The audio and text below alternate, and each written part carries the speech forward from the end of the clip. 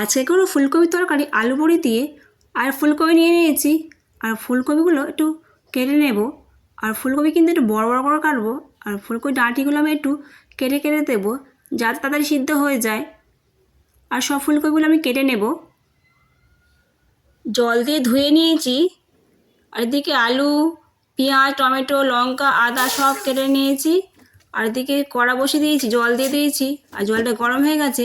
ফুলকপি দিয়ে অল্প করে হলুদ দেবো, দিয়ে নাড়িয়ে চাড়িয়ে ঢাকা দিয়ে দেবো। ওই 1 মিনিটের মতন একটু ভাপিয়ে নেব।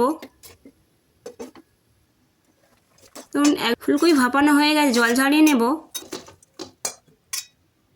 কড়া বসিয়ে দিয়েছি, পরিমাণ মতো তেল দিয়ে।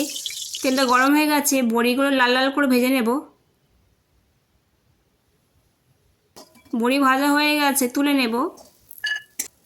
কড়াই আবার তেল দিয়ে দেবো, দিয়ে আলুগুলো লাল লাল করে ভেজে নেব নুন হলুদ দিয়ে।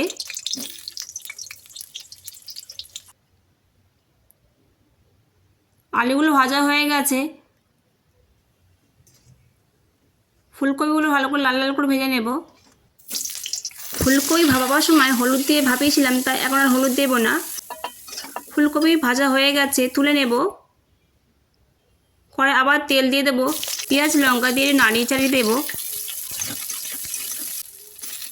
দিয়ে দেবো টমেটো, আর টমেটো দিয়ে আমি একটু অল্প করে নুন দেবো, নাড়িয়ে দেবো, দিয়ে একটু ঢাকা দিয়ে দেবো।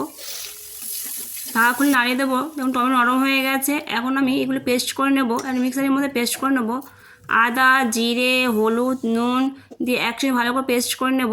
কড়াই তেল দিয়েছি খুব সামান্য, দিয়ে শুকনো লঙ্কা, জিরে ফোড়ন ভেজে নেব। ভাজা ভাজা হয়ে গেলে পেস্ট করেছিলাম সেগুলো দিয়ে দেবো, দিয়ে ভালো করে কষে নেব।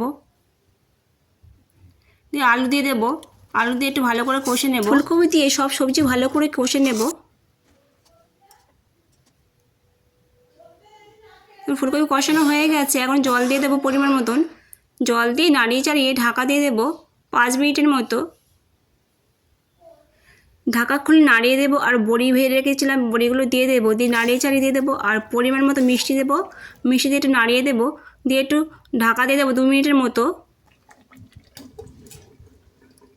2 মিনিটের পর ঢাকা করে দেবো, আর উপর দিয়ে ধনেপাতা ছড়িয়ে দেবো, দিয়ে নাড়িয়ে দেবো। দেখুন হয়ে গেছে আমার ফুলকপি আলু বড়ি দিয়ে তরকারি।